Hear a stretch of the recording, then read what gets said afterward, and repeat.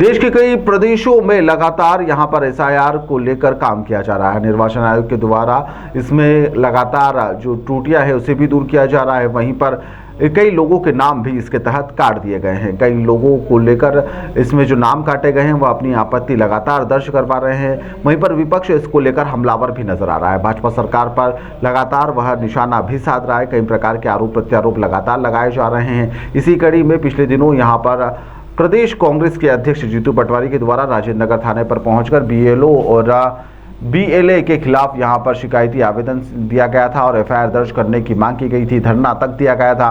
कई जगहों पर शिकायतें लगातार की भी जा रही है। इस पूरे मामले को लेकर अब इंदौर भाजपा शहर अध्यक्ष ने जीतू पटवारी पर जमकर निशाना साध दिया है। उन्होंने कहा है कि यह एक सस्ती लोकप्रियता पाने के लिए किया गया है। शनिवार को मीडिया से बात करते हुए उन्होंने कहा कि जीतू पटवारी को अगर शिकायत करना है तो वह जिलाधीश या फिर निर्वाचन आयोग में जाकर इसकी शिकायत दर्ज करवाएं। वह केवल इस पर राजनीति कर रहे हैं और यह एक प्रसिद्धि पाने और भ्रम फैलाने का एक तरीका है। उन्हें मेरी सलाह है कि वह इस तरह का काम बिल्कुल भी ना करें और अगर उन्हें शिकायत करनी है तो वह निर्वाचन आयोग में जाकर इसकी शिकायत दर्ज करवाएं। मेरी जीतू पटवारी जी को मुफ्त में सलाह है कि एसआईआर को लेकर वो थाने थाने भटकने के बजाय निर्वाचन कार्यालय जाएं, क्योंकि निर्वाचन की शिकायत निर्वाचन कार्यालय में होती है, ना कि थाने पर होती है। केवल पब्लिसिटी स्टंट के लिए जीतू पटवारी ये सब काम कर रहे हैं। मेरा उनसे आग्रह है कि यदि कहीं आपको कहीं कोई कमी दिख रही है तो आप निर्वाचन में इसकी शिकायत करें, ना कि थाने पर इसकी शिकायत। जीतू पटवारी का आरोप है कि टारगेटेड बीजेपी काम कर रही है और हमारे वोटर्स को कम कर रही है। जीतू पटवारी बता दें कि कौन से वोटर उनके हैं और जिनके नाम काटने का या नाम काटे जा रहे हैं वे एक सूची मेरे पास पहुंचा दें। वे कृपया करके कोई भी संवैधानिक संस्था पर आरोप और प्रत्यारोप लगाने से पहले जीतू पटवारी को उसका पूरा अध्ययन करना चाहिए।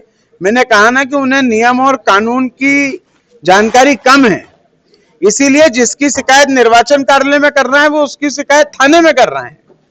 तो जीतू पटवारी पहले अपने ज्ञान का वर्धन कर लें, उसके बाद ही कोई क्रिया प्रतिक्रिया दें। मेरा ऐसा मानना है कि संवैधानिक संस्थाएं विशेषकर चुनाव आयोग के गाइडेंस में ऐसे लोगों का नाम काटना जिनका नाम अवैध रूप से वोटर लिस्ट में जुड़ा गया है, ये चुनाव आयोग का काम भी है और जिम्मेदारी भी है और ये काम चुनाव आयोग कर रहा है। मुझे ऐसा लगता है कि इस काम में बाधा डालने वाले और अवैध रूप से नाम जुड़वाने वाले को संरक्षण देने वाले लोगों पर एफआईआर होनी चाहिए।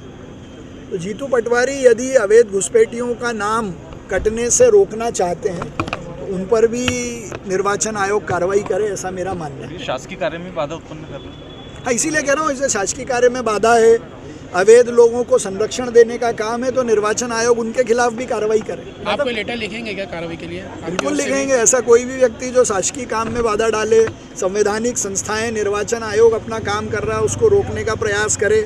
मेरा ये मानना है कि जिन लोगों ने अपना नाम मतदाता सूची में अवैध रूप से लिखवाया, अगर उनका नाम कट रहा है तो कांग्रेस का और जीतू पटवारी का पेट क्यों दुख रहा है? इससे बड़ा तो पहले वो अपना स्पष्टीकरण दें, खुद बताएं। जनता अभी अनभिज्ञ है कि वो किस दिन उनका जन्म हुआ।